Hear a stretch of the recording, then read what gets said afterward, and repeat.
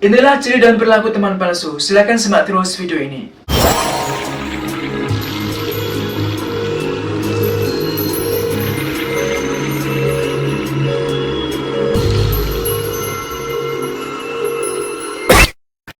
Halo semua, jumpa lagi dengan saya Edi Waluyo. Apa kabar teman-teman semua? Saya doakan semoga selalu walafiat dan lancar dengan rezeki. Amin ya rabbal alamin. Assalamualaikum warahmatullahi wabarakatuh. Pada kesempatan hari ini saya berbagi tips tentang ciri dan perilaku teman palsu.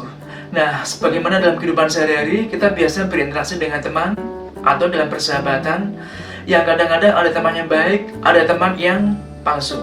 Nah, di sini saya menyampaikan bahwa tanda atau perilaku teman palsu yang pertama adalah teman palsu biasanya bersikap egois.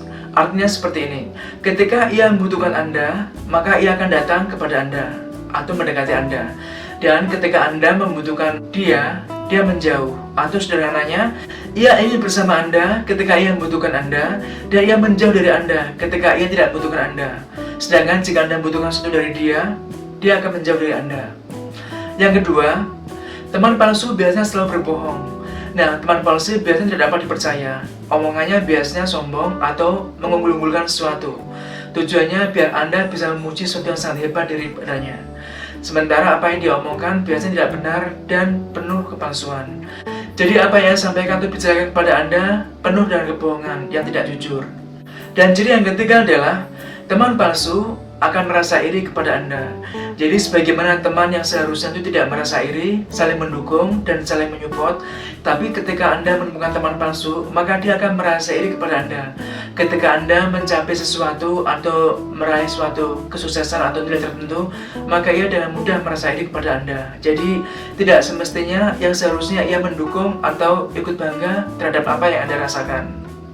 Dan ciri yang keempat adalah teman palsu biasanya selalu membuat perasaan Anda tidak nyaman atau kurang bahagia atau sikapnya kurang menyenangkan begitu. Jadi dari perilakunya, dari sikapnya sehari-hari itu kurang nyaman untuk Anda atau alias menyakiti. Mungkin dari kata-katanya atau dari sikapnya, mereka dengan senang bisa menyakiti hati Anda atau bisa membuat perasaan hati Anda tidak nyaman sehingga Anda merasa tersakiti atau bahkan tidak bahagia. Nah, jadi bersahabat dengan teman palsu ini Anda harus hati-hati dan harus menghindari. Dan ciri yang kelima adalah teman palsu tidak akan mendengarkan pembicaraan Anda. Ketika misalkan Anda berada di kafe atau sedang ngobrol bersama, ketika Anda berbicara dengan serius kepadanya, ia akan sibuk dengan HP-nya atau main sosial media atau sibuk dengan ponselnya. Jadi dia hanya pura-pura mendengarkan tapi tidak serius mendengarkan pembicaraan Anda. Dan ciri yang keenam adalah teman palsu senang sekali membicarakan keburukan Anda di belakang Anda. Jadi ketika Anda bersamanya, ia akan merasa manis atau bahkan baik begitu kepada Anda, tapi di belakang Anda ternyata ia membicarakan keburukan Anda. Memang terkadang Anda tidak pernah tahu ketika teman Anda membicarakan Anda di belakang Anda. Tapi kadang-kadang Anda mendapat laporan dari teman yang baik kepada Anda bahwa Anda dibicarakan dengan si A misalkan. Sehingga Anda akan tahu kelemahannya. Dan ciri yang ketujuh adalah teman palsu biasanya cenderung lebih banyak menghabiskan waktunya bersama teman-teman lainnya daripada dengan Anda. Sebagai contoh, ketika Anda ingin mengajaknya jalan-jalan atau minum kopi pada sebuah kafe misalkan, ia selalu berusaha untuk menolak Anda dengan alasan inilah, alasan itulah. Jadi selalu berusaha untuk menghindar dari Anda. Jadi inilah salah satu ciri teman palsu. Dan ciri yang kedelapan adalah teman palsu akan senang sekali dengan gosip-gosip atau membicarakan hal buruk tentang orang lain. Jadi sama halnya ketika ia senang membicarakan Anda tadi. Jadi ketika ia bersama Anda, ia senang sekali membicarakan keburukan orang lain atau menjelek-jelekan orang lain di depan Anda. Nah, bahkan gosip atau menjelekan orang ini menjadi makanannya sehari-hari. Sehingga hal ini perlu Anda waspadai atau perlu Anda hindari. Dan ciri yang ke-9 adalah teman palsu ketika di tempat kerja biasanya selalu manis dan bersikap sangat bagus di depan bos atau di depan orang-orang yang lebih penting, sehingga agar terkesan manis atau berperilaku bagus. Sedangkan jika tidak ada bos atau atasan, maka ia biasanya cenderung kasar atau kurang baik terhadap sama rekan kerjanya.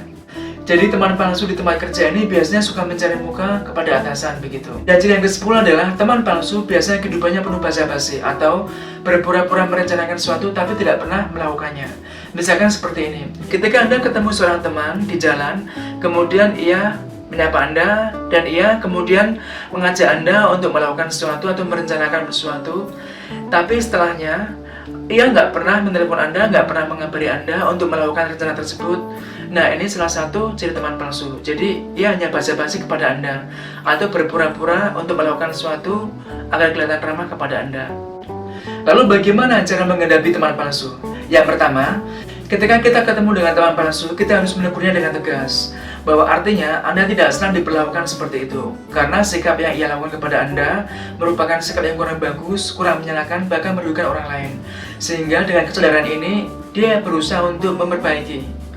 Kemudian sadarkan pula, jika sikapnya selalu demikian, maka banyak orang tidak mempercayainya dan juga banyak orang tidak menyukainya sebagai akibat dari perbuatannya. Cara yang kedua, ketika teman palsu selalu membuat Anda tidak nyaman dengan perkataannya yang mungkin tidak membuat Anda senang atau bahagia bersamanya, maka sebaiknya hindari. Karena buat apa Anda harus berteman dengan orang yang tidak menyenangkan atau menyakiti hati Anda? Malah ini bisa membuat psikologi Anda atau kesehatan mental Anda kurang baik, karena akan bisa menularkan psikologi yang kurang baik kepada Anda.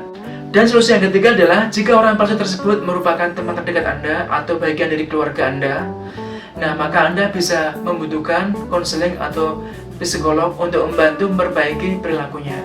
Jika ia tidak mau berubah dari apa yang Anda support atau Anda lakukan untuk berubah, artinya Anda membutuhkan pihak profesional untuk membantunya untuk bisa lebih baik. Dan bahwa ke psikolog atau ke pihak profesional ini merupakan cara terakhir jika cara Anda atau keluarga Anda sudah tidak mampu untuk membantu dia. Nah, begitulah ciri 10 teman palsu dan perilakunya serta cara untuk menghadapinya. Dan semoga bisa bermanfaat buat teman-teman semua. Bagi yang belum subscribe, silahkan bisa subscribe, like, dan share video ini. Dan terima kasih atas waktunya sudah menonton sampai selesai. Dan nantikan video saya berikutnya. Sampai ketemu.